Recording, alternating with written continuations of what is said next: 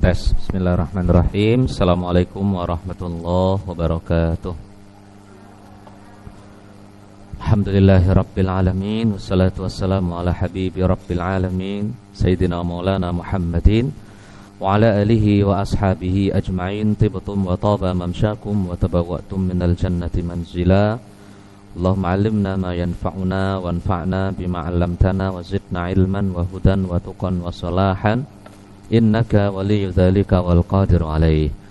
Ikhwan akhwat, para santri dan ustazah, alhamdulillah pada pagi menjelang siang ini kita bisa kembali berjumpa. Insyaallah kita lanjutkan kajian. Masih melanjutkan fikih zakat, masuk ke zakat apa ini? Kalau sesuai urutan di fikih Islami wa adillatuhu adalah zakat tanaman ya, zakat sarwah az-zira'iyah, kekayaan apa pertanian. Baik, nah saya bandingkan pembahasan di buku fikih Islami wa adillatuhu, kemudian fikih zakat. Ini buku fikih Islami wa adillatuhu sangat-sangat panjang ya. Ya, ini berapa puluh halaman. Banyak sekali halaman-halamannya, luar biasa, sangat panjang. Panjang sekali, kita lihat sangat panjang. Makanya ya tetap silahkan dibaca. Dan ini akan Ana sampaikan pakai Al-Mu'tamad fil Fiqih Syafi'i, tapi nanti referensinya ke fikih Islami juga ya, biar lebih aplikatif gitu. Dia beliau banyak ngulang-ngulangi, udah disimpulin, ada kesimpulan lagi gitu. Dr. Abbas Zuhaili di situ itu. Baik. Zakat hasil pertanian, buah-buahan dan hasil pertanian. Baik. Nah, buah-buahan itu maksudnya adalah hasil dari yang memiliki ada pohonnya. Ada pohonnya. Nah, itu jadi al-maksud bis-syajar hunal ladzi lahu samar. Jadi an-nabat yang qasimu ila ma lahu saqun wa huwa syajar. Jadi tumbuhan itu ada yang memiliki pohon, ada yang enggak punya pohon tapi sekedar punya batang. Mudeng ya? Jadi contohnya yang punya pohon apa? Rambutan, mangga, kurma. Gitu ya. Itu namanya punya pohon. Nah, yang punya batang contohnya apa? Padi, apalagi jagung. Jagung itu pohon jagung apa batang jagung? Hah? Batang jagung. Ya, tebu ya gitu kan. Batang apa pohon? Batang. Nah, di sini jadi dua hal. Nabat itu ada yang punya pohon, ada yang enggak punya pohon tapi punya batang. Nah, di sini apakah semua yang punya pohon dan punya batang ini wajib dikeluarkan zakatnya? Nah, di sini silahkan dibuka di fikih Islami wa adillatuhu. Disebutkan oleh Dr. Abbas Zuhaili dengan apa? Dengan terperinci gitu. Dengan terperinci. Baik. Kita buka di fikih Islami wa adillatuhu ya. Yang kalau menurut Syafi'iyah yang dikeluarkan dari tumbuhan yang punya pohon itu adalah makana ya, kalau yang buah, yang berbuah itu hanya sekedar kurma dan anggur yang dikeringkan. Itu menurut ulama Syafi'iyah. Sedangkan yang punya batang seperti gandum dan sebagainya, maka menurut ulama Syafi'iyah hanyalah yang menjadi makanan pokok dalam kondisi normal, memungkinkan untuk disimpan lama. Menurut Syafi'iyah dan Malikiyah.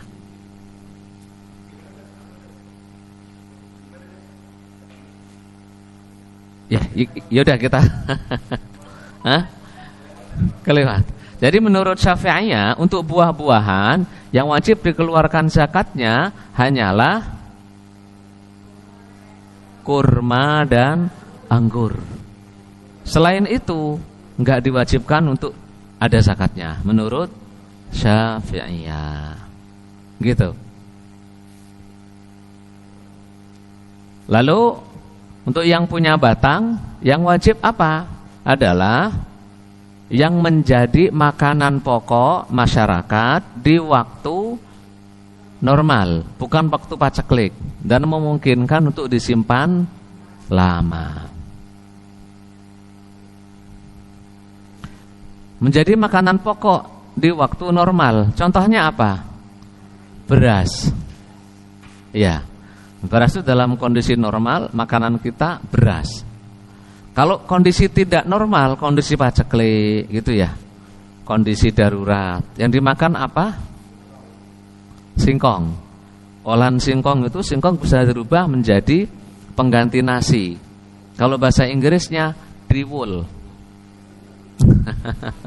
Ada yang bilang oyek. Ada pernah makan enggak? Ada. Ya, itu makanan saya sehari-hari dulu. Ya, karena kondisinya paceklik. Jadi kadang mending kalau oyeknya itu, kadang oyeknya masih agak berwarna cerah dikit gitu ya. Kadang-kadang kita makan oyek itu yang warnanya gelap, hitam. Ya udah gatot itu ditumbuk lagi, diproses jadi oyek. Ya, ada. Nanti kalau ada rezeki dikit beli beras, pengen ngerasain beras. Jadi oyeknya 1 kilo, berasnya secanting, 1/4 kilo. Campur jadi 1. Ya, makanan kami dulu itu. Kadang-kadang kalau membayangin sekarang, ya Allah kalau lihat tai cicak dikumpulin jadi 1 kok ya mirip gitu ya. Ada hitam, ada putihnya, kayak makanan kami zaman itu. Alhamdulillah lah sekarang Allah Subhanahu wa taala menjadikan negara ini ya nambah maju gitu ya. Nambah baik gitu. Alhamdulillah. Kalau zaman saya kecil dulu sering sekali makan yang namanya oyek. Nah, oyek itu wajib ada zakatnya enggak? Enggak, karena bukan makanan pokok di waktu normal. Itu makanan pokok di saat paceklik. Selain oyek, masyarakat kita juga ada makanan yang mengganti karbohidrat. Bentuknya umbi-umbian di hutan. Apa namanya? Bisa buat kerupuk. Ini kalau salah ngolahnya, habis makan mendem, mabuk, gadung kita bilang. Tahu gadung, tahu ya? Kayak umbi-umbian gitu. Sekarang jadi kerupuk gitu. Itu harus pinter-pinter ngolah. Kalau salah ngolah, ya mabuk. Yes, gak tahu saya. Katanya direndam pakai abu dulu atau apa, cerita-cerita. Saya sih nggak ngalami. Kalau makan oyek setiap hari saya ngalami, makan oyek setiap hari. Nah, itu menurut Syafi'iyah. Ya, ringkasnya seperti itu ya, menurut siapa? Syafi'iyah. Nah, selebihnya ada nggak makanan pokok? Ada. Apa contohnya? Jagung, gandum, kan? Masih makanan pokok itu. Bagi sebagian masyarakat itu wajib dikeluarkan zakatnya. Baik. Nah, kemudian menurut Hanafiyah, menurut Abu Hanifah, yang wajib dikeluarkan zakat adalah semua yang keluar dari perut bumi. Ya, menurut Abu Hanifah.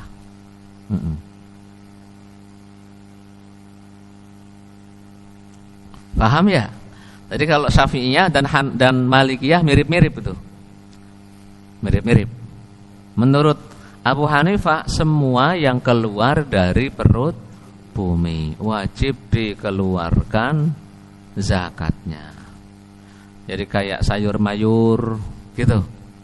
Buah-buahan, rambutan, mangga, pisang, apel, apa itu kalau di buku fikih Islami kan nyebutin nama-nama buah dalam bahasa Arab. Itu pun saya juga nggak tahu bentuknya kayak apa itu. Iya kan ya? Karena bahasa mereka. Mungkin di kita juga ada punya jenis sendiri. Intinya menurut Abu Hanifah, yang wajib dikeluarkan adalah semua yang keluar dari perut bumi selama memang ditanam manusia. Ditanam manusia.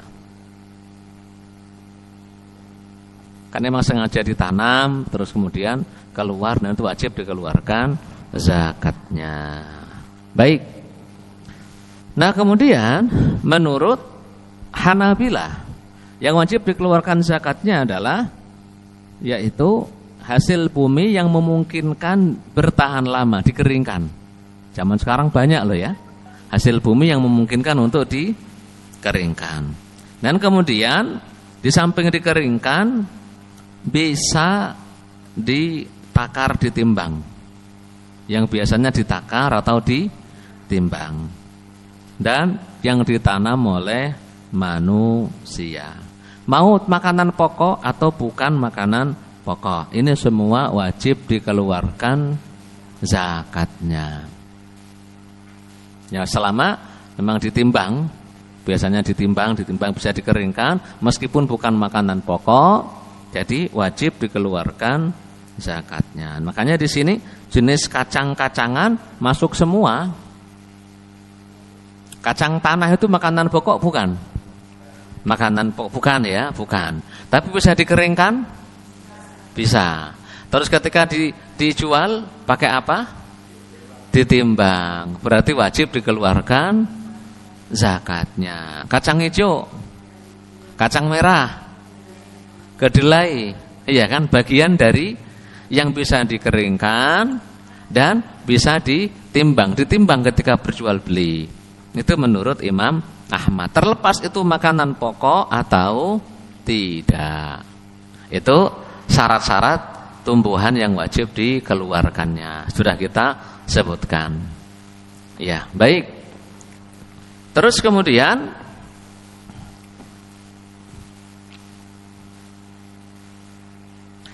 apa yang mendasari mazhab Syafi'i dah? Yang mendasari mazhab Syafi'i yang dikeluarkan itu tidak semuanya, enggak seperti Abu Hanifah. Menurut mazhab Syafi'i yang mendasari adalah hadisnya Abu Musa al-Asy'ari dan Mu'ad bin Jabal radhiyallahu anhuma. Wa kana an-nabiyyu qad ba'athahuma ilal Yamani yu'allimuna an-nasa amra dinihim. Mu'ad dan Abu Musa dikirim ke Yaman untuk mengajarkan agama. Nah, kata beliau, la ta'khudhas shadaqata illa min hadhil arba'ah, asy-sya'iru wal hintatu waz-zabibu wat-tamru. Jangan kalian ngambil zakat kecuali dari 4 ini. Yang pertama adalah gandum, yang kedua jelai, sama-sama itu. Syair, hintah itu sama-sama jenis gandum. Yang ketiga zabib. Zabib itu anggur yang sudah dikeringkan. Bahasa kita kismis. Wat tamr dan tamr. Nah, berarti kata baginda Nabi jangan diambil selain 4 ini. Padahal Yaman itu negerinya subur atau enggak? Ya subur, mayoritasnya ya subur. Pertanian di Yaman itu juga sangat subur. Di sana banyak sayuran, banyak buah-buahan. Oleh Nabi dipeseni jangan diambil kecuali dari 4 ini. Hadis ini menurut Imam Hakim sahih dan disahihkan juga oleh Imam Adz-Dzahabi, disetujui oleh Imam Adz-Dzahabi. Nah, untuk sayur mayur enggak, kata Imam Syafi'i enggak wajib. Kenapa? Karena hadisnya Mu'ad bin Jabal anna Nabiy sallallahu alaihi wasallam qala, Rasul bersabda, "Fi ma saqatis sama'u wal ba'lu was-sailu wal 'ainu al-'ushr." Yang diairi dengan hujan, diairi dengan hujan ataupun dengan mata air, itu adalah 1/10 zakatnya. Wa fi ma suqiya bin nadhi nisful 'ushr. Yang disirami dengan tangan kita sendiri, baik dengan unta atau sebagainya, zaman sekarang dengan bensin, pakai mesin genset itu, maka zakatnya setengah dari 1/10, berarti hanya 5%. Yakunu dzalika fit tamri wal hintati wal hubub. Itu diambil dari kurma, gandum dan biji-bijian. Fa ammal qissa wal bitikh war rumman, adapun qissa, bitikh, rumman, al-qatbu wal khadrawat, itu buah-buahan yang lain serta sayur-sayuran, fa'afun, maka dimaafkan. Afa anha Rasulullah sallallahu alaihi wasallam. Ini dimaafkan oleh baginda Nabi, tidak diambil zakatnya. Sayur mayur, bayam, buncis, kacang, timun, apalagi? Ya semua silakan. Belonceng, gambas gitu ya semuanya. Bayam, kol, kangkung, apa semuanya. Itu menurut ulama Syafi'iyah berbeda dengan Hanafiyah ya. Ini wajib. Kalau Hanafiyah menurut Syafi'iyah tidak wajib karena ada takhsis. Abu Hanifah berdalil dengan keumuman ayat-ayat Al-Qur'an, yaitu anfiqu min thayyibati ma kasabtum wa mimma akhrajna lakum minal ard. Nafkahkanlah, keluarkan nafkah dari yang kalian hasilkan secara baik-baik, juga dari semua yang kami tumbuhkan dari dalam perut bumi. Itu umum. Nah kemudian Imam Syafi'i melihat ini umum, ada khusus. Umum ketemu dengan khusus, ditakhsis, berarti umum dibelakangin, yang diamalkan adalah khusus. Menurut Abu Hanifah, dalil-dalil ini menurut Hanafiyah tidak kuat untuk mentakhsis, tidak terlalu kuat. Karena ya hadisnya nggak ketemu di Sahihain, nggak ada di Bukhari Muslim gitu kan. Adanya juga di selain Bukhari Muslim, sahihnya masih debatable gitu. Dr. Yusuf Qaradawi pun menguatkan pendapatnya Abu Hanifah nih di buku fikih zakat. Wajib dikeluarkan dari semua hasil bumi, apapun jenisnya menurut Yusuf Qaradawi. Ya ala kulli hal, monggo. Yang kita pakai di Indonesia ini mazhabnya Imam Syafi'i yang dikeluarkan zakatnya ya hanya dari makanan pokok. Nah, selebihnya sayur, mayur dan sebagainya tidak ada zakatnya. Zakat pertaniannya tidak diwajibkan ya.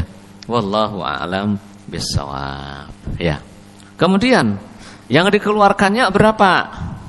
Yang dikeluarkan dari zakat pertanian itu berapa persen? Ini hadisnya di Sahihain, bahwa jika diairi dengan hujan, irigasi, sungai dan sebagainya, intinya kita tidak mengeluarkan modal lebih. Ya, untuk tanaman ini airnya benar-benar murni dari Allah. Sungai juga dari Allah kan gitu ya. Atau irigasi dari siapa? Airnya dari Allah juga. Nah itu, maka sabda baginda Nabi, fima saqatis sama wal uyun au kana athariyan al ushru, yang diairi dengan hujan, irigasi 1/10. Wa fima suqiya bin nathi nisful ushur, hadis Bukhari dan lain-lain. 1/10. Kalau diairi sendiri berarti 1/5-nya. Ya, nisful ushur. Baik, kalau kadang-kadang pakai air hujan, kadang-kadang disedotin, nanam, nyiram sendiri, pakai yang rata-rata aja. Banyakan yang mana gitu maksudnya ya? Kalau masih banyakan air hujannya, pakai air hujan aja, ngitungnya. Enggak enak Pak Ustadz itu kan? Ya kan kalau kita bisa secara detail, ya monggo, kalau bisa detail di persentase silakan nanti dihitung juga. Ya, ini 75%-nya Pak Ustadz yang pakai sendiri, yang 25%-nya itu pakai air hujan, ya monggo silakan di persentase berarti. Jadi 75%-nya karena pakai air sendiri 5%, yang 25%-nya karena pakai air hujan berarti 10%. Wallahu a'lam bishawab. Nah kemudian nisabuz zuru' wathimar, nisabnya berapa? Abu Hanifah berbeda dengan jumhur. Abu Hanifah berpendapat mau sedikit atau banyak wajib dikeluarkan zakat tanpa perlu nisab. Bismillahirrahmanirrahim.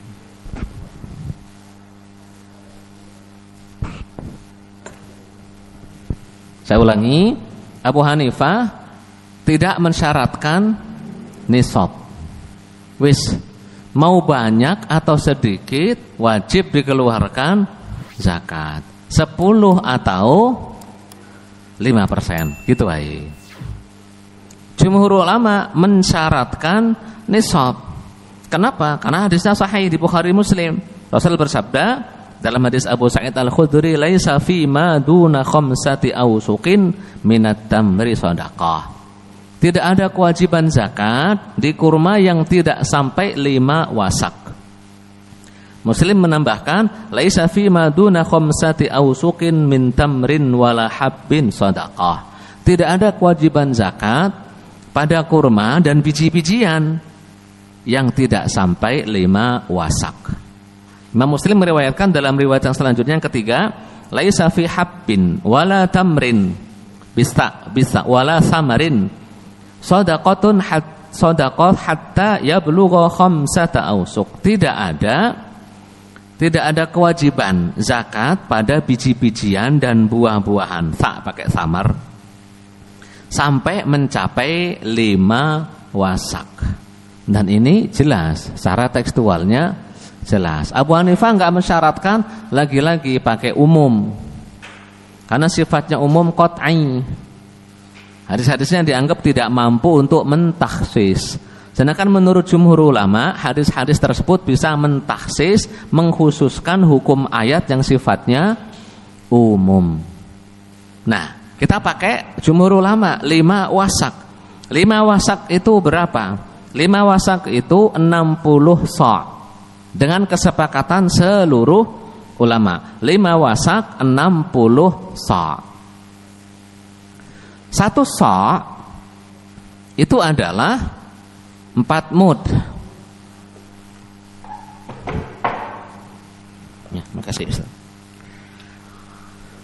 Jadi nisabnya 5. Alah, ngasih spidol enggak ada anunya.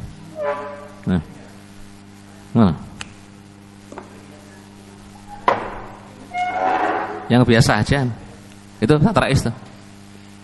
5 wasak. Jadi nisabnya dalam Bukhari Muslim dari Abu Sa'id Al-Khudri 5 wasak. Nah, 5 wasak ini sama dengan 60 sa'. 1 sa' sama dengan 4 mud. 1 mud itu seperti apa? 1 mud itu adalah mil'i kaffai rajulin mu'tadil. Tangan ini, tangan ngambil penuh. Ya, dipenuhin. Jangan diperesin, tahu diperesin, jangan. Yang penting ngambil aja, nyaruk. Nah, ini namanya 1 sa'. Tapi tangannya rajulin mu'tadil, laki-laki yang standar. Kalau saya kurang standar kayaknya ya. Tingginya kan apa ya, semeter kotor kayaknya ya. Ustaz Muhammad, Yusuf gitu mungkin ya, Ustaz Rais gitu, maksudnya laki-laki yang standar. Nah, cuma kadang ada orangnya tinggi, tangannya kecil, ada juga gitu ya. Nggak tahu Ustaz Yusuf itu kecil apa gede tangannya. Ya yang standar lah gitu, yang standar. Nah itu 1 mud. Nah, menurut buku fikih manhaji, juga buku Al-Mu'tamad fil Fiqh Syafi'i, itu 1 mud sama dengan 600 gram. 600 gram. 1 sa' berarti sama dengan 2.400 gram. Nah, 1 sa'. Coba dikalikan 240 dikali 60. Coba ketemunya berapa? Ya, dikali. Ketemunya berapa?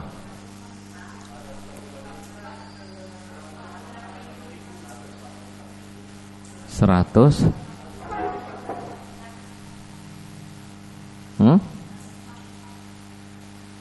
Kok 144?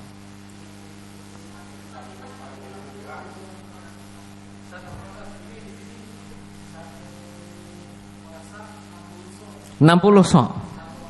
1 wasak. Oh iya, berarti kali 5. Ini satunya, mohon maaf, berarti dikali 5 sama dengan berarti 300. Ya benar, makanya saya kok bingung segitu hasilnya. Jadi 1 wasak, ini kan ini 1 ini. 1 wasak ya. Kan ini 5 wasak. Nah, 1 wasak itu 60. Berarti dikali 5. Nah, sama dengan 300 sok. Nah, sekarang kaliin 300 sekarang. Nah, kaliin 300.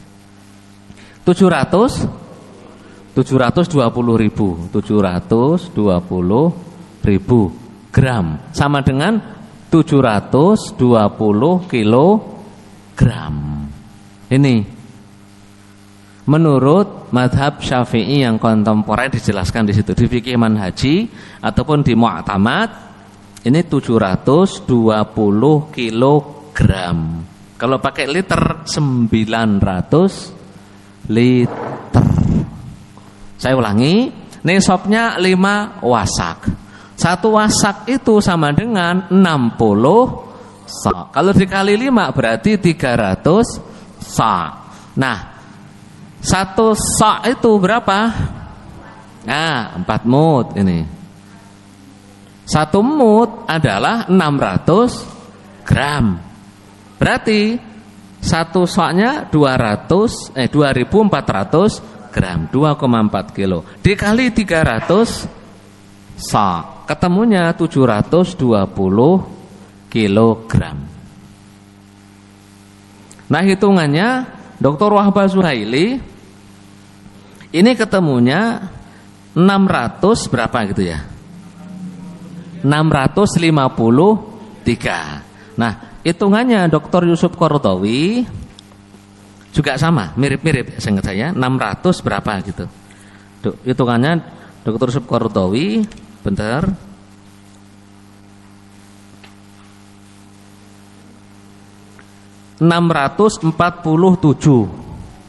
Yes, Wahbah Zuhaili berapa? 653. Ini kalau Wahbah Zuhaili 653. Nah, Qaradawi 647. Kalau saya terus terang lebih senang yang ini, lebih tentram yang ini, karuan jelas gitu. Ya. Karuan jelas. Karena kita bayar zakat fitrah berapa? 2,5 kilo. Anggap kalau kita bayar 2,5 kilo, ya itu kan 1 sa. Kaliin aja dengan 300. Nah, itulah ketemu nisabnya zakat pertanian. Nah, ini perlu antum ketahui angka ini. Nah, angka-angka ini perlu antum ketahui karena mengapa? Bagi yang mewajibkan zakat profesi dan mengkiaskannya dengan zakat pertanian, kiaskan dengan ini yang gajinya sudah sama senilai dengan beras seberat 720 kilogram gitu. Gimana? Jauh ya? Jauh ya, jauh. Ini 6,5 kintal. Ini lebih setengah kintal loh, lebih balanya, lebih. Iya.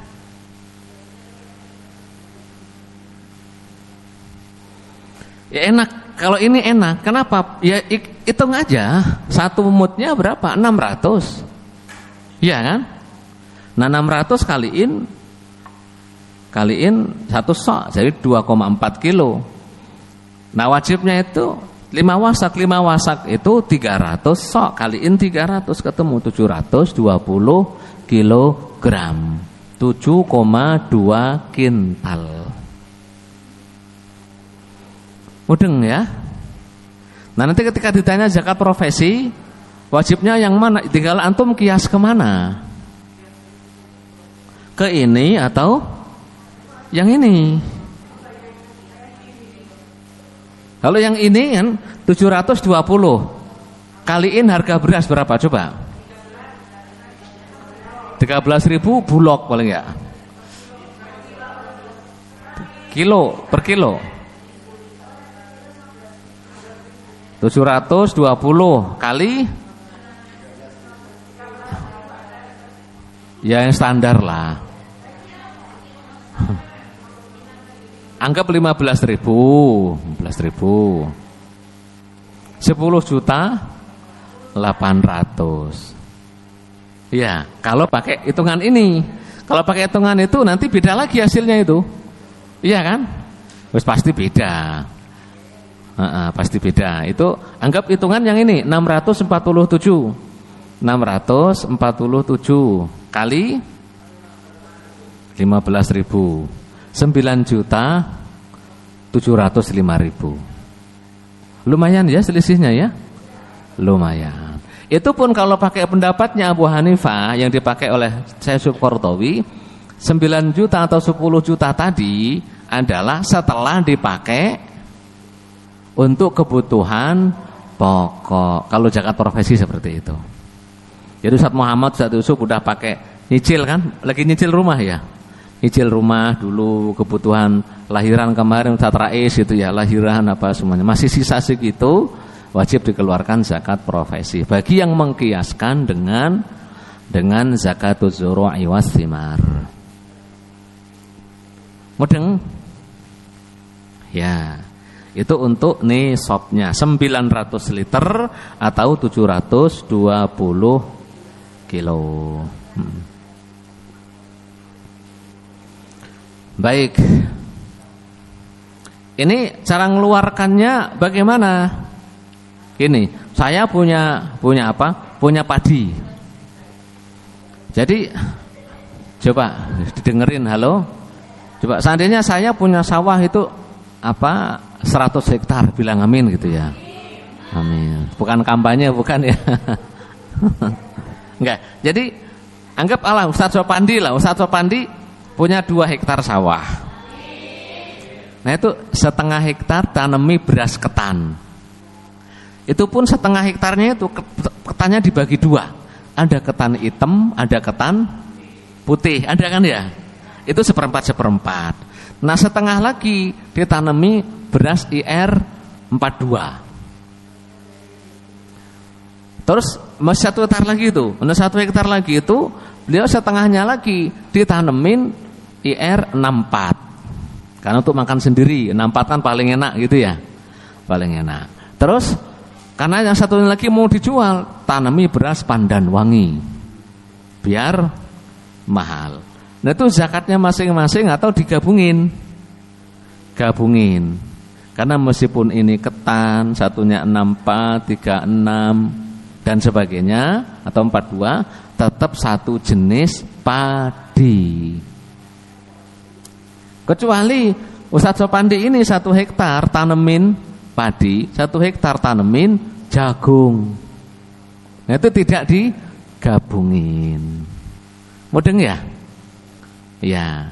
Kapan kewajiban melaksanakan zakat? Kapan? Kalau buah-buahan yang diwajibkan zakat atau biji-bijian tadi menurut jumhur ulama selain Abu Hanifah sudah kelihatan mau dipetik.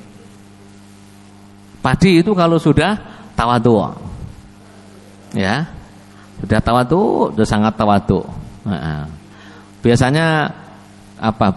Daunnya itu sudah menguning, kelihatan, sudah tunduk gitu. Tinggal nunggu ini berapa hari lah udah dipanen. Nah itu menurut jumhur ulama sudah wajib zakat. Ketika sudah wajib zakat ini, pemerintah kalau konsen ngurusi zakat, maka pemerintah ngirim orang-orang yang mentaksir.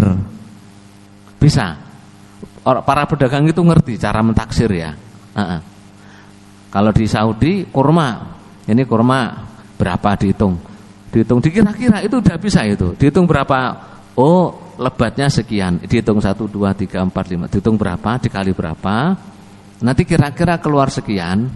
Nah, zakatnya sekian. Zakatnya itu dari berapa pohon? 1 2 3. Nanti yang mentaksir akan bilang untuk pohon ini jangan diganggu gugat karena ini bakal zakat. Sisanya silakan. Ya, kalau pemerintahnya konsentrasi seperti itu. Kalau lagi nanam gandum, ya kayak seperti itu. Gandumnya berapa hektar? Oh, kan ada subur gitu ya. Ada subur, banyak buahnya itu ditaksir. ini satu petakan akan menghasilkan sekian sekian sekian. Zakatnya 10%. Oh, kira-kira yang dapat ini untuk zakat. Nah, nanti yang mentaksir bilang yang ini untuk zakat, sisanya silahkan gitu.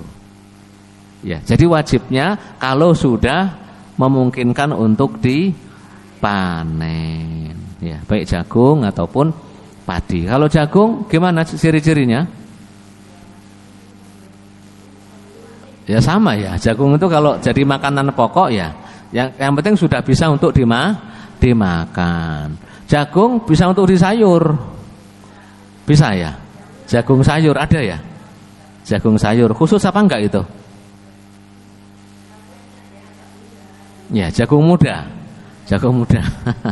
Nah, biasanya kalau sudah bisa dipetik itu berarti sudah bisa untuk dikonsumsi, direbus atau dibakar atau jadiin sayur asam atau dibiarin biar kering untuk nanti ditumbuk jadi pengganti karbohidrat. Intinya ketika sudah bisa untuk dipanen, situlah wajib zakat. Baik. Kemudian yang diwajibkan itu apanya? Maksudnya kalau padi itu padinya, gabahnya atau berasnya. Hitungan ini hitungan apa? Menurut jumhur ulama ini hitungan beras. Ya. Kalau jagung juga hitungan jagung yang sudah diperitili. Apa diperitili itu, Bu? Bu Adawi ya? Diperitili ya diperitili. Hah? Apa? Ustaz Eka tahu diperitili ya? Jagung itu di apa? Apa namanya setelah itu? Dipretelin ya. Karena dalamannya jagung itu kan ada apa namanya itu? Hah? Bonggol. Kalau kata kami janggel. Ya, yang putih itu kan. Nah itu enggak dipakai itu. Jadi yang dihitung adalah jagung yang sudah bijinya itu. Padi juga seperti itu. 720 kg ini hitungan beras. Emang bisa mengirakan? Bisa. Bisa bener. Yang punya sawah itu ini satu petak dapat sekian insya Allah. Itu enggak akan meleset jauh-jauh.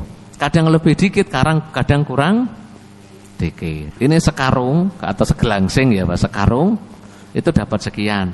Kalau padinya kita bilang mentes-mentes gitu, enggak banyak yang kopong ya, itu dapat sekian. Tapi kalau banyak yang kopong nanti dapat sekian. Rata-rata bener prediksinya itu. Saking setiap hari melihat padi, tiap hari interaksi dengan padi, gitu ya. Wallahu a'lam bishawab. Nah, kemudian kalau saya punya sawah disewa oleh Ustadz Eka.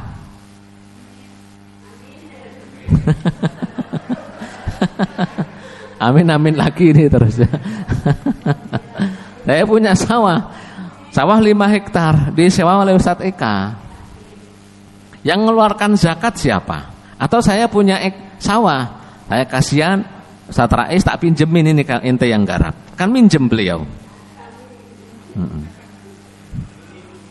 Yang ngeluarin zakat saya pemilik sawah atau yang garap? Yang punya atau yang garap? Menurut Syafi'iyah dan jumhur ulama yang mengeluarkan zakat penyewa, penggarap, yang garap. Karena zakat itu berkaitan dengan padinya. Lah saya nggak punya padinya, yang punya padinya siapa? Lah yang nyewa itu. Saya nyewain tanahnya, nyewain sawahnya. Makanya yang wajib mengeluarkan zakat adalah siapa yang menggarap. Ya. Wallahu a'lam bishawab. Boleh enggak mengeluarkan zakat apa pertanian dengan duit? Menurut jumhur ulama tidak boleh. Wajibnya di padi dikeluarin padi, wajibnya di jagung dikeluarin jagung, wajibnya kurma, wajibnya di anggur yang sudah kering keluarin itu. Gitu. Menurut Abu Hanifah secara umum boleh.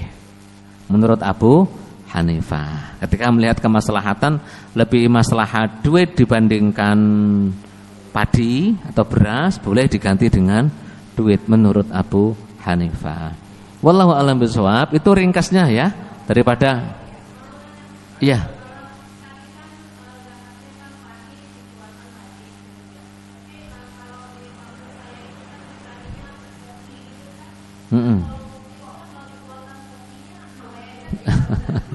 Kopi kalau di mazhab Syafi'i bukan makanan pokok, nggak dikeluarkan zakat pertanian. Emang ada orang kenyang minum kopi tanpa makan nasi? Ada? Lala kagak ada. Tapi kalau pakai mazhabnya Abu Hanifah tetap wajib. Iya. Di mazhab Syafi'i kopi itu makanan pokok bukan? Bukan. Imam Ustadz Amin itu yang penggila kopi gitu ya. Sama Ustadz Muhammad kan penggila kopi. Tetap makan nasi Ustadz. Makan. Karena bukan makanan pokok. Nah, terus mereka mengeluarkan zakat apa? Zakat penghasilan. Penghasilannya gitu. Ya, Ustaz Mehmet. Atau kalau memang pedagang kopi berarti mengeluarkan zakat perdagangan. Iya. Iya.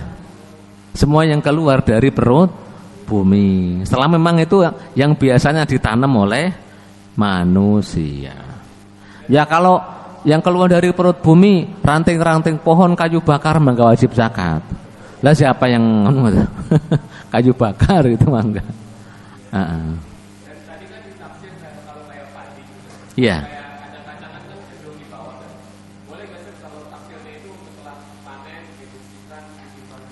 Itu bukan ditaksir namanya. Yang namanya naksir itu sebelum dipanen. Itu ditaksir itu kira-kira, maksudnya biar namanya orang petani itu kadang butuh untuk segera menjual hasil pertanian.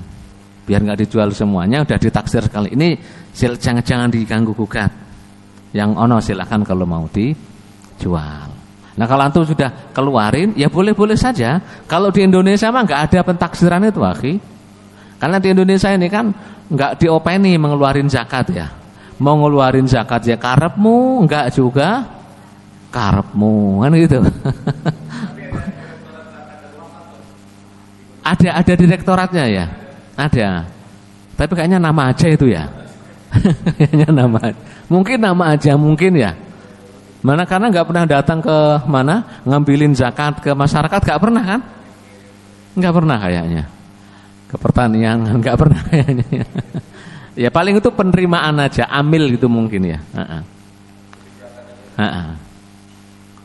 Ya ada lagi. Silakan. Di luar tema juga boleh. Bu Novi terima kasih sudah setoran tadi ya. Bu Neng terima kasih sudah setoran. Bu Neng tahun sekali setorannya juga itu. Oh Bu Nani, Bu Neng rajin. Bu Nani, setorannya mau alasan itu.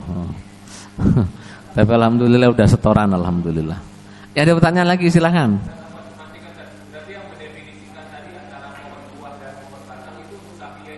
Dia di Syafi'i ya? Enggak nemuan ya? Iya, enggak nemu. Ya mungkin nemu di lain ini kan ilmu bahasa sebenarnya ya. Bahwa tumbuhan terbagi menjadi dua, yang punya pohon dan batang. Itu kan ilmu bahasa sebenarnya. Ilmu nabati ya. Ilmu bahasa apa kita? Biologi. Biologi ya. Iya. Emang ada enggak pohon, ada tumbuhan yang enggak punya pohon, enggak punya batang? Ada enggak? Merambat batang. Merambat itu batang. Ada enggak? Tumbuhan enggak punya pohon, enggak punya batang. Pohon. Iya. Hah? Toge belum jadi tumbuhan itu mah. Iya. Iya. Iya, ada lagi. Bu Rahma enggak ada?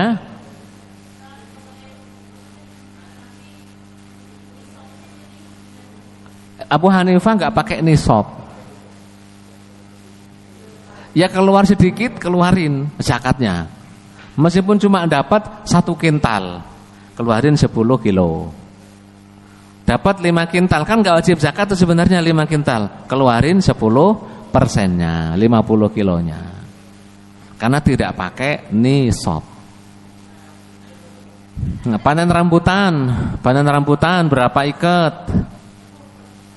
100 ikat, 10% zakat.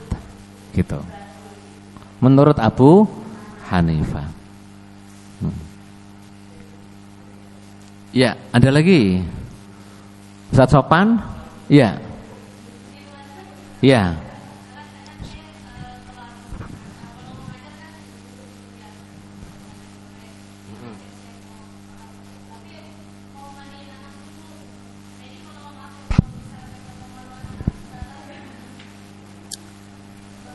Iya.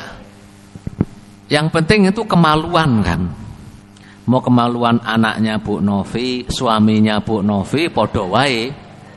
Kalau dipegang berarti batal. Kalau nggak pengen batal, pakai kaos tangan, sarung tangan, gitu. Atau kalau menurut mazhab Syafi'i bilang nggak pengen nggak batal, jangan megang pakai ini. Pakai belakang sini. Kan yang batalin menurut mazhab Syafi'i kalau kita telungkupkan gini, dua yang enggak kelihatan. Itu yang membuat batal. Yang kelihatan berarti enggak batalin. Megang kemaluan itu. Menurut mazhab Syafi'i seperti itu. Ya. Ada lagi?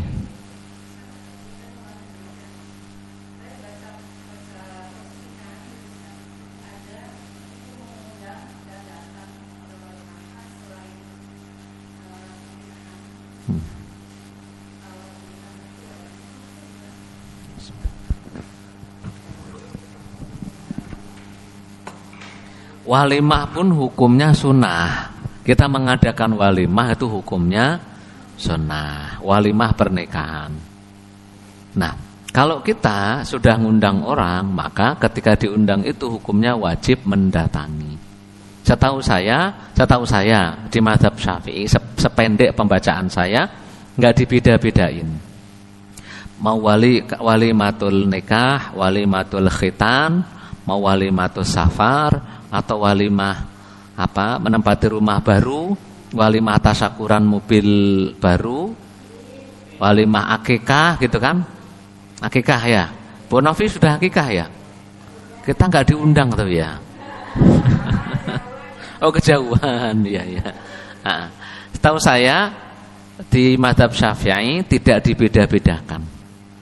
Semua walimah karena dalilnya umum, wa idza da'aka fa'ajibhu. Haknya seorang muslim ke muslim yang lain ada 6. Salah satunya kalau diundang untuk makan-makan, fa'ajibhu, maka jawab. Hukum mengadakan walimahnya sunnah, tapi jika diundang wajib mendatangi. Hukum asalnya seperti itu.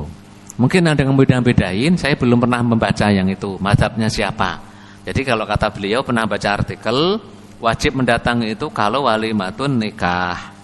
Selain walimah nikah tidak wajib. Kata beliau kan gitu. Nah, ya mungkin ada mazhab yang seperti itu, enggak masalah juga.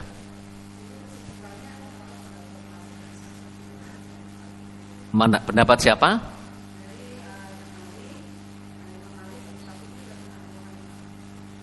Imam Malik, Abu Syafi'i dan Abu Hanifah.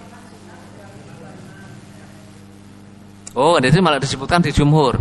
Ya bisa jadi saya yang salah ya, bisa jadi saya yang salah baca, salah paham. Jadi kalau kata beliau, atau bisa jadi beliau yang salah.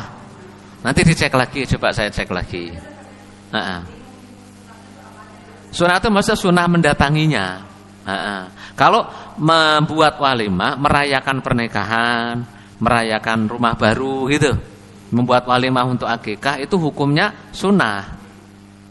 Nah ketika kita diundang itu wajib mendatangi. Nah tadi itu disebutkan Malik, Abu Hanifah dan Syafi'i yang wajib hanya walimatun nikah. Selain nikah hukumnya sunnah. Bisa jadi, coba nanti saya cek lagi ya. Saya cek lagi. Berarti Imam Ahmad mewajibkan sama saja, nggak dibeda-bedain.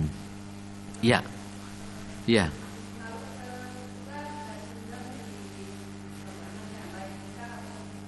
Datang atau enggak? Hukum asalnya enggak boleh datang, Bu. Kecuali masyarakat setempat punya kebiasaan bahwa tetangga kanan kiri sekitar itu enggak perlu diundang. Jadi mereka memang sudah datang sendiri. Di kampung kami, Bu, kalau tetangga kanan kiri satu RT satu RW enggak pernah ada yang ngundang. Enggak, tapi sudah jadi kesepakatan datang. Yang diundang itu hanya orang jauh.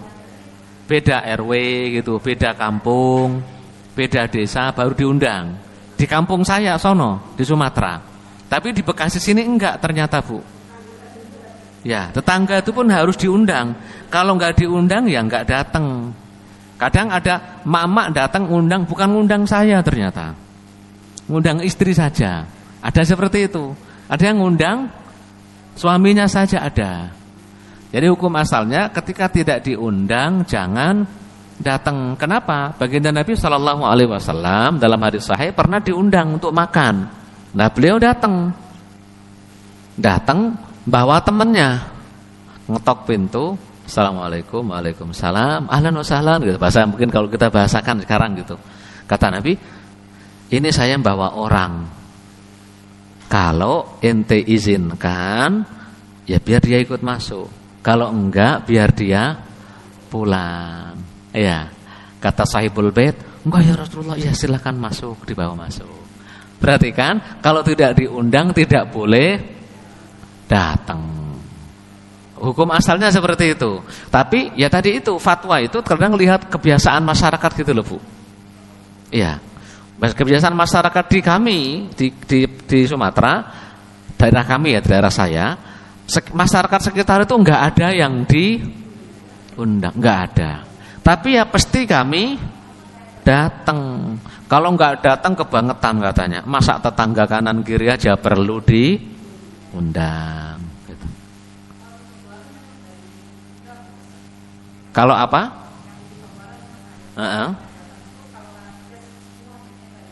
Tapi datang.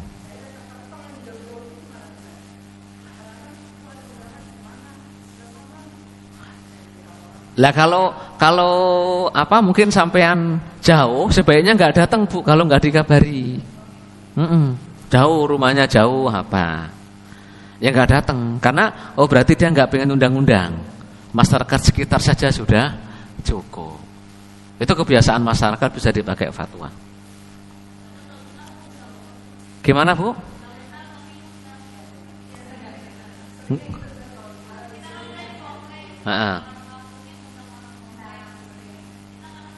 Nggak kenal tapi ngundang. Nah di sini makanya di mazhab Syafi'i itu ada istilah gini. Kalau orang ngundang kita sudah keluar dari niat awal ngundang walimah, nggak wajib datang. Niat ngundang walimah itu gini kayak tak sampaikan ke antum semua. Ana mau ada walimah khitan, datang. Nggak usah mikirin nyumbang, datang saja yang penting makan. Itu namanya walimah. Itu ngundang walimah itu seperti itu. Nah ketika niat ngundang itu sudah berubah, ngundang, minta doa restu, mohon doa restu, tapi terselip di kata-kata yang tidak ditunjukkan. Ada kata yang tersembunyi itu. Mohon doa restu dengan membawa 50.000. Nah cuma kalimat dengan membawa 50.000 atau 100.000, 300.000 itu nggak ditampain kan ya, tersembunyi. Kok ada seperti itu, nggak wajib lagi datang. Oh pakai nomor rekening, beneran? Astagfirullah. Ada nomor rekeningnya gitu?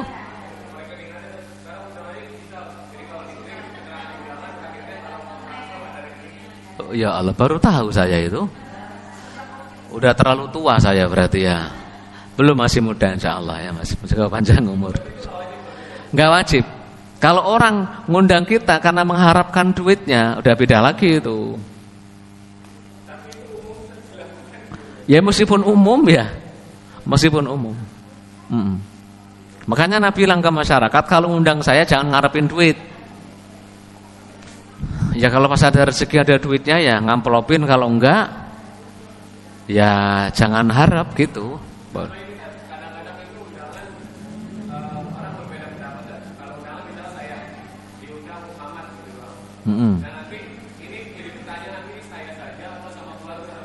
Ya kalau Muhammad saja berarti. Nggak, selama nggak ditulis. Dan iya, antum sendiri.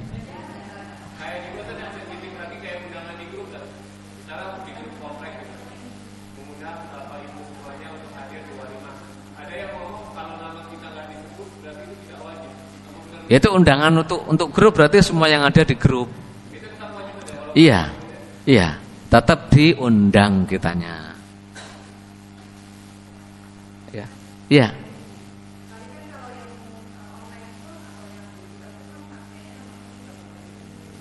Bukan nggak boleh. Aneh, maksudnya kalau orang ngundang kita karena mengharap amplop kita nggak wajib datang, Bu. Kapan wajib datang?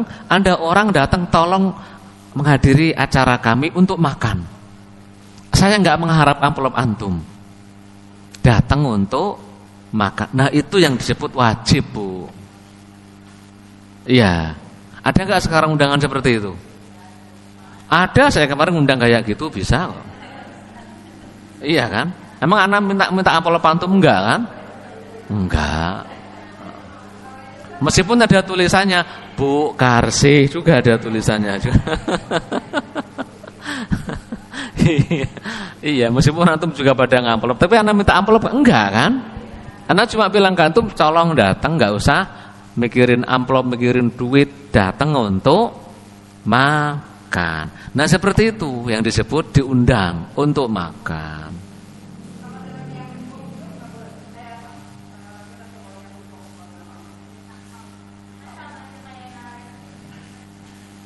Maksudnya naruh apa? Oh ada kotak untuk naruh sumbangan. Ya boleh, kalau boleh saja. Kan nggak kewajiban kita naruh duit di situ kan? Lah iya. Nggak kewajiban naruh. Ya namanya orang, karena kalau nggak disiapin kotak dan semuanya mau nyumbang, taruh di mana gitu. Makanya disiapin kotak. Cuma ingat di situ itu sumbangan, bukan utang. Yang nggak wajib balikin kan namanya sumbangan.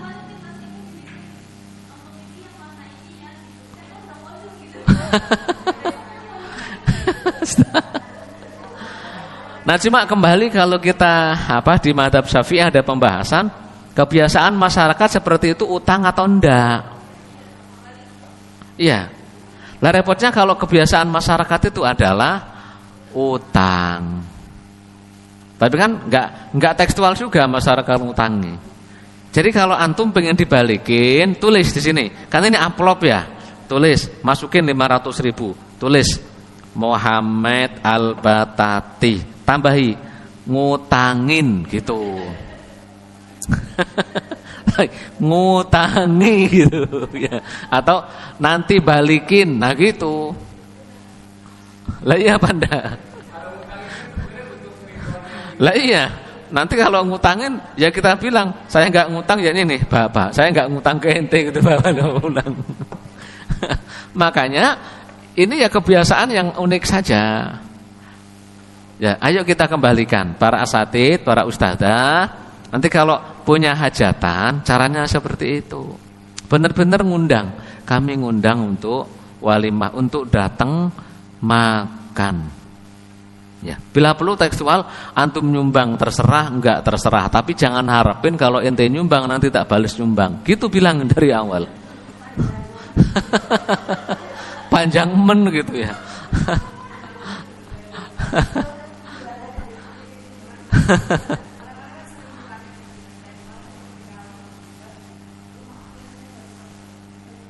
Enggak bisa?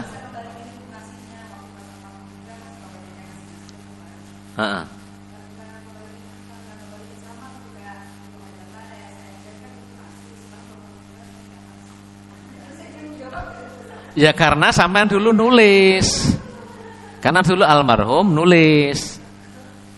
Jadi dikira itu ngutangi. Padahal kan namanya utang itu selayaknya ada akad kan? Ada rukunnya, ada akadnya, ini utang atau enggak. Itu namanya nyumbang, ya sumbangan. Yang diharapkan apa? Pahala. Gitu. Iya. Tolong ya para ustadz-ustadzah, nanti ketika membuat walimah, ngundangan untuk makan. Jangan sampai bisnis. Karena kalau prinsipnya bisnis, ngundang tamu 1000, per orangnya bawa 100. 1000 kali 100 juta. Nyewa gedungnya sekian, nyewa panggungnya sekian, dekorasi sekian, hiburan sekian. Lah masih untung 30 juta. Kan gitu. Jangan kalau seperti itu ya. Tidak untuk dibisniskan. Kita ngundang orang mengharap pahala, mengharap doa keberkahan, bukan mengharap duitnya. Ya, wallahu a'lam bishawab. Ada lagi? Ya.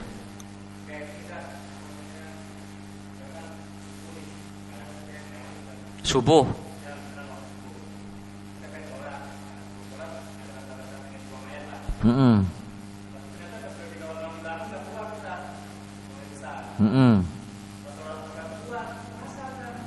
Pengen buang angin lagi. Ya. Ya kalau kuat dilanjutin hukumnya makruh. Kan la sholata bihadratit ta'am wala huwa yudafi'uhul akhbasan. Tidak ada salat yang sempurna di samping makanan, dan tidak ada salat yang sempurna bagi yang menahan hajat. Iya. Jangan menahan hajat, menahan kentut itu kadang bisa mulet-mulet sambil sholat. Oh, goyang-goyang. Iya. Apalagi kalau sudah antum di haram gitu ya, di haram pengen buang hajat, bayuh jauh sekali itu ya. Makanya Ustaz Muhammad selalu bilang ke jamaahnya, makanya yang pas, jangan berlebihan. Karena kalau berlebihan nanti pengen BAB bingung, ribut jauhnya. Iya boleh, tetap sah. Nah bagaimana kalau jadi makmum? Yang imami Ustadz sopan kan maunya panjang-panjang ya kalau ngimami. Kata Bu Novi kayak gitu sih, kata Bu Novi. Jadi kan panjang.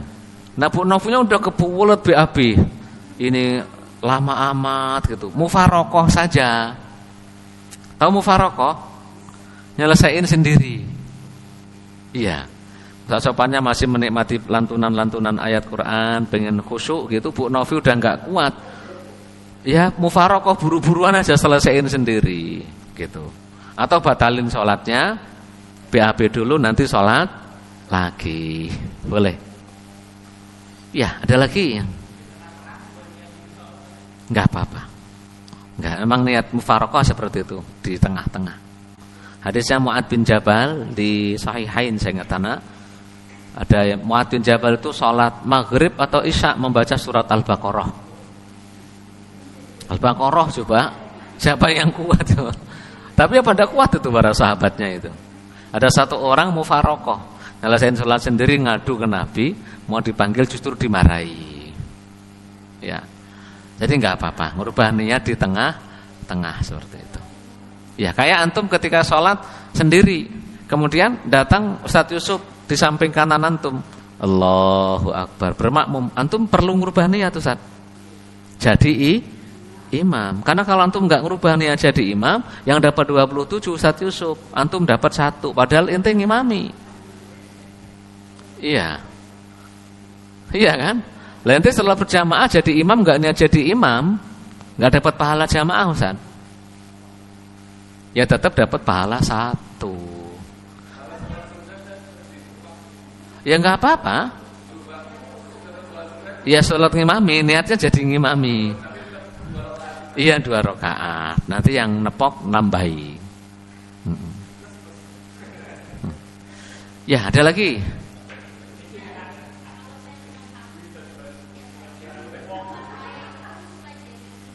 Ya.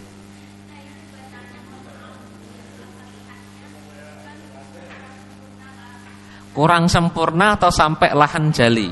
Gini, lahan ada lahan jali, ada lahan khafi.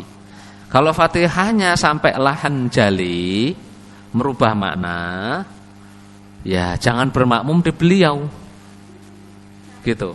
Tapi itu bapak saya sendiri Pak Ustadz, kan nggak mungkin. Ya caranya gimana? Bermakmum tapi nanti ngulangi sholatnya. Gitu.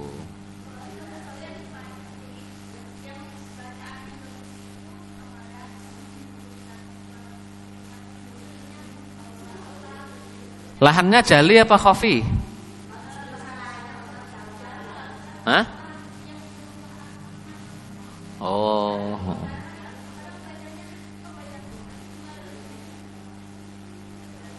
Ya berarti caranya kayak gitu. Kalau menghindari fitnah, beliau ngimami ikut sholat, tapi nanti kita ngulangi.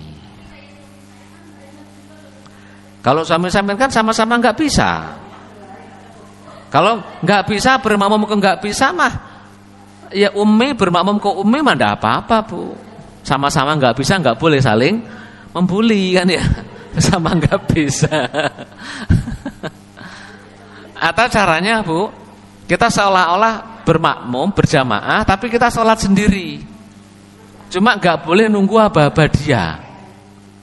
Repotnya gitu. Kita sholat sendiri, tapi nggak boleh nunggu aba-aba dia. Waktunya ruku ya ruku, gitu. Nggak boleh ngikuti dia. Kalau mengikutinya berbarengan dengan kita selesai, nggak apa-apa. Kalau sengaja kita ngikuti dia, padahal kita gak niat bermakmum, nggak boleh.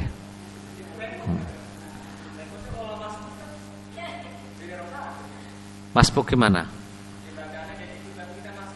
Kan kita kalau masbuk gak ngerti. Gak ngerti apanya namanya? Bacaannya. Apa ngerti bacaannya? Gak ngerti. Rakaat kedua. Ya. Ya gak apa-apa. Ya enggak. Kan kita gak bermakmum ke dia. Iya nggak apa-apa, nggak apa-apa. Nanti akan ada yang bertanya, itu Mas Yusuf kenapa kok sholat sendiri dia? Nah, bertanya-tanya nanti. Oh ada yang jawab, oh kalau Mas Yusuf itu bacaannya bagus, nggak boleh bermakmum ke yang bacaannya masih salah-salah. Akhirnya nanti Mas Yusuf disuruh ngimami. Tapi masalahnya Mas Yusuf ini suka kabur-kaburan, sengaja datang belakangan kan biar nggak disuruh ngimami. Gitu.